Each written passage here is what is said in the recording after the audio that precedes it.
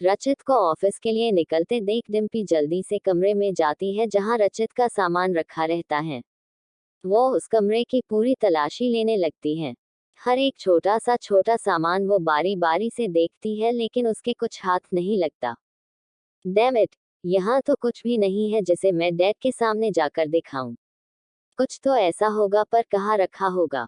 डिम्पी सोचती हुई कमरे के चारों ओर नजर दौड़ती है कि तभी उसकी नजर खुले हुए अलमारी पर जाती है। लॉकर, हाँ हो सकता है लॉकर में कुछ मिल जाए। डिम्पी लॉकर को खोलने की कोशिश करती लेकिन वो कोड नंबर से लॉक होती है। डिम्पी फिर भी खोलने की लगातार कोशिश करती गई कि तभी कमरे में कोई आ जाता है।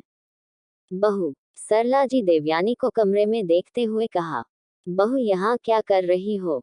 सरला जी कमरे के अंदर आते हुए कहती है। वो डिम्पी घबराए हुए कहती है। कोई बात नहीं, मैंने तो ऐसे ही पूछ लिया था। रचित का कमरा तुम्हारा भी कमरा है, तुम जब चाहे यहाँ आ सकती हो।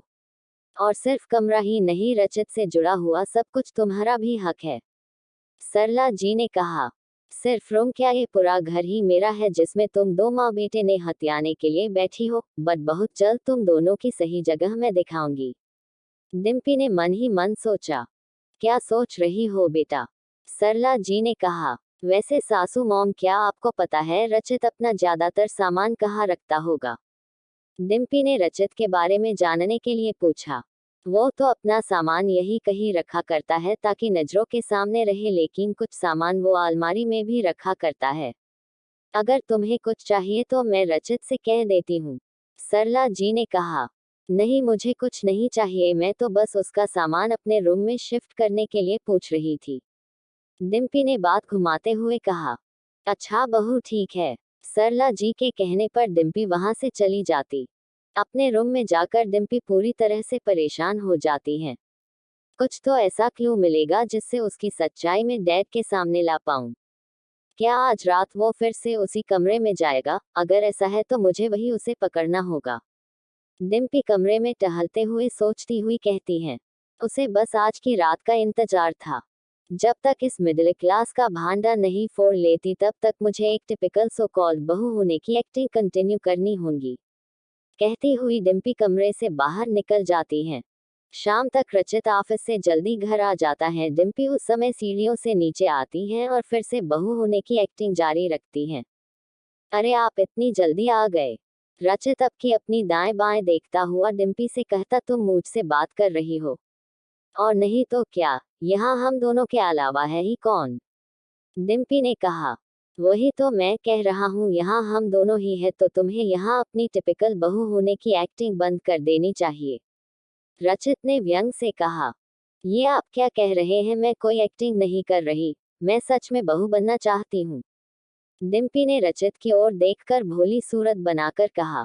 अच्छा तो फिर तुम्हें पता होना चाहिए कि बहू के क्या क्या फर्ज होते हैं, स्पेशली अपने पतिदेव के लिए। रचित थोड़ा सा डिम्पी के नजदीक आकर उससे कहता। आप कहना क्या चाहते हो? डिम्पी ने कहा। सब बताता हूँ, रूम में आओ और बहू होने का फर्ज निभाओ। कहता हुआ रचित रूम में चला गया। फर्ज माय फुट। डिम्पी दांत पीसते हुए वही पैर पटक कर चली जाती। ऑफिस से आने पर सभी एक साथ डाइनिंग टेबल पर एकत्रित होते हैं। डिम्पी सीधी बहू होने का एक्टिंग जारी रखते हुए कहती है। डैड, मैंने आज आपकी पसंद का मशरूम की ग्रेवी बनवाई है, टेस्ट करके बताए कैसी बनी है। एंड सासू मॉम आपके लिए हेल्थी फूड। डिम्पी एक एक कर सबको खाना परोसती हैं जिससे सभी उसे देखकर एक तरफ खुशी भी होती हैं और हैरानगी भी। तभी रचित भी फ्रेश होकर आ जाता है। बहू, रचित के लिए क्या बनाया है तुमने खास? सरला जी ने कहा। वो मुझे तो नहीं पता इसे खाने में क्या पसंद है, तो मैंने भिंडी की ग्रेवी बनवाया है। डिम्पी ने कहा। खुद से बनाया है या बनवाया गया है? रचित ने फिनकी हंसी हंसते हुए कहा। मुझे कुकिंग नहीं आती। डिम्पी ने रचित की ओर मुंह घुमाते हुए कहा। अरे कोई बात नहीं, खाना बनाना नहीं है तो सीख जाएगी। वैसे भी घर पर इतनी नौकर चाकर तो है ही, फिर बहू को खाना बनाने की क्या जरूरत? सरला जी डिम्पी की तरफदारी करते हुए कहा।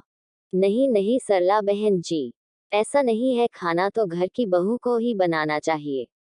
पता है डिम्पी, तुम्हारी मॉम भी अपने हाथों से खाना बनाया करती थी। मिस्टर कपूर थोड़ी देर के लिए भावुक हो गए। अरे कोई बात नहीं भाई साहब, मैं हूं ना, मैं बहू को खाना बनाना भी सिखा दूंगी। सरला जी माहौल को संभालते हुए कहा।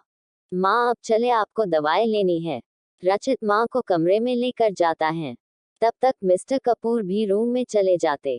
डिम्पी टेबल पर बैठी आज रात के प्लान को अंजाम देने की सोचती है। बस अब बहुत हुआ ये बहू बहू गेम की एक्टिंग, मुझे आज ही उसकी सच्चाई डैड के सामने लानी होगी। डिम्पी पैर पटक कर रूम में जाती है जहां पहले से ही रचित मौजूद होता है। उसे देखकर डिम्पी का गुस्सा सातवें आसमान को छू जाता, लेकिन उसे एक टिपिकल बहू होने की एक्टिंग जारी रखनी थी। सो क्या हुआ तुम्हारे सो कॉल्ड बहू होने का फर्ज? रचित ने डिम्पी को देखकर कहा। कहना क्या चाहते हो तुम? डिम्पी ने घूर कर कहा। वही जो तुम नहीं हो पर होने की पूरी एक्टिंग कर रही हो, पर अफसोस मेरी नजरों से तुम बच नहीं सकती। रचित धीरे से उसके करीब आकर आंखों में आंखें डालकर कहता। और तुम मेरी नजरों से? डिम्पी भी उसी अंदाज में कहती। अरे वाह, आपसे सीधे तुम पर चली आई। अभी तो बहू होने का फर्ज निभाने वाली थी तुम। वैसे तुमने बताया नहीं मैंने ऐसा क्या किया जो मुझे तुम्हारी नजरों से बचना चाहिए।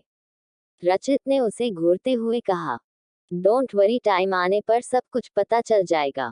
सो just wait and watch, Dimpy ने कहा और वो सोने के लिए चली गई। यहाँ रचित उसकी बात को गौर करता हुआ सोचता है ये किस बारे में बात कर रही थी, कहीं इसे कोई शक तो नहीं हो गया। इसकी बातों से यही पता चल रहा, कुछ तो पता चला है इसे। रचित यही सोचता हुआ सोफे पे लेट जाता है। क्योंकि आज डिम्पी बेड पर पहले सो चुकी थी। डिम्पी बेड पर आराम से सो चुकी थी, इस वजह से उसे सुबह पहले की तरह उसी समय पर उठती है। नींद पूरी होने पर डिम्पी फ्रेश फील करती हुई अच्छे मूड में रहती है, तभी रूम की ओर ध्यान देते हुए वो भड़क उठी। व्हाट रबिश, ये सब क्या है? ओह गुड मॉर्निंग, ये सारे कपड़े मेरे हैं। रचित ने हंसते हुए कहा। तुम्हारे कपड़े माय फुट, इसे यहाँ क्यों रख रहे, निकालो सबको। डिम्पी भड़कते हुए कहती।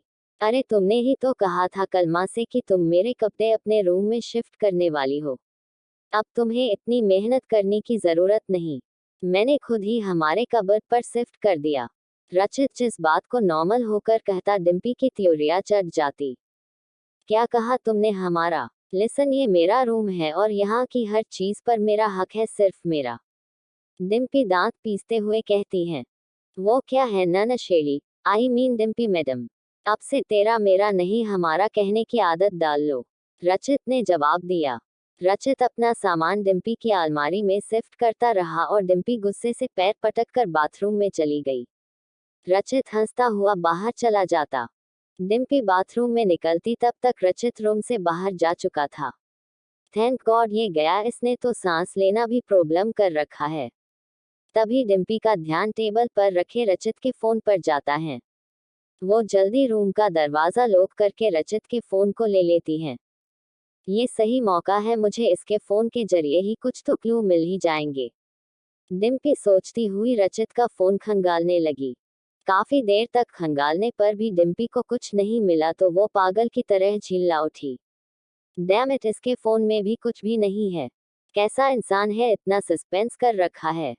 डिम्पी गुस्से में बड़बड़ाए जा रही थी कि तभी दरवाजा खोलने की आवाज आती, वो जल्दी से फोन वही टेबल पर रख देती है। सामने रचित रहता है। मेरा फोन, ओह हाँ ये रहा। फोन लेते हुए रचित चुपचाप वहां से चला जाता है। इस तरह से मेरा प्लान कभी सक्सेस नहीं होगा। मैं कभी इसकी सच्चाई डैड के सामने नहीं ला पाऊंगी। मुझे कुछ बड़ा करना होगा, बहुत बड़ा। डिम्पी सोचती हुई उसके चेहरे पर शैतानी मुस्कान छा जाती है। डिम्पी को नीचे आने में देरी हो रही थी, इसलिए सब लोग नाश्ता करके अपने अपने काम पर चले जाते हैं। सरला जी व्हीलचेयर पर बैठी गार्डन पर थी। डिम्पी उसके पास जाकर फिर से बहू होने की एक्टिंग करती। सासू मॉम, अरे बहू आओ ना, सरला जी डिम्पी को देखकर कहा। आई एम सो सॉरी सासू मॉम, आज मुझे उठने में लेट हो गई और सबके साथ ब्रेकफास्ट भी नहीं किया। कोई बात नहीं, बहू हो जाता है कभी कभी। इसलिए सासू मॉम मैं आपके लिए हेल्थी जूस लेकर आई हूँ, वो भी फ्रेश। पीकर बताओ कैसी बनी है। डिम्पी सरला जी को जूस का ग्लास देती हैं और सरला जी उसे पी जाती। वाह बहुत ही अच्छा बनाया है तुमने बहू, सरला जी ने कहा। डिम्पी कुछ देर वही खड़ी रही। सरला जी ने कहा, क्या बात है बहू, कुछ कहना चाहती हो? सरला जी ने डिम्पी को चुपचाप देखते हुए कहा, कहना तो चाहती हूँ सासू मॉम, पर सोच रही हूँ कैसे कहूँ। डिम्पी ने कहा, बेझिझक कहो बहू, वो सासू मॉम आपसे पूछना था कि इन्हें खाने में क्या क्या पसंद है। डिम्पी एक्टिंग जारी रखते हुए कहा, रचित को, उसे तो कुछ भी दे दो वो सब खा लेगा, लेकिन उसे खाने में सबसे ज्यादा पसंद अरबी की सब्जी लगती है। सरला जी ने कहा, लेकिन ध्यान रखना बहू, रचित को ज्यादा मिर्ची सख्त मनाही है, तो जो भी बनाना बिना मिर्ची के ही बनाना। इतना सुनते ही डिम्पी की आंखें तैर आई। ओके सासू मॉम, बहू मुझे बहुत अच्छा लगा तुम रचित के लिए सोचने लगी हो, सरला जी ने कहा। डिम्पी अब वहां से सीधे किचन में जाती हैं, जहां सोफिया से कहती, सोफिया आज रात के डिनर पर अरबी की सब्जी बनेगी, और हाँ सब्जी रेडी हो जाए तो मुझे बुला लेना। सोफिया को ऑर्डर देकर डिम्पी कमरे में चली जाती। थोड़ी देर के बाद अरबी की सब्जी रेडी हो जाती है और सोफिया डिम्पी को इन्फॉर्म कर देती। तब तक ऑफिस से रचित और मिस्टर कपूर भी आ जाते हैं। डिम्पी किचन में आती हुई सोफिया से कहती, तुम लोग जाओ प्लेट लगाओ, मैं खाना ले आती हूँ। डिम्पी के ऑर्डर पर सोफिया और शाइनी प्लेट लगा लेते हैं। यहाँ डिम्पी अपनी ड्रेस की पॉकेट से छोटी सी डिब्बी निकालती हैं और अरबी की सब्जी में मिक्स कर देती हैं। साथ में लाल मिर्च पाउडर ज्यादा मात्रा में डालकर खाना मिक्स कर देती हैं। ऐसा करते वक्त उसके चेहरे पर व्यंग मुस्कान छा जाती है। कहानी जारी रहेगी। कहानी के साथ कनेक्ट रहने के लिए चैनल को सब्सक्राइब जरूर करें।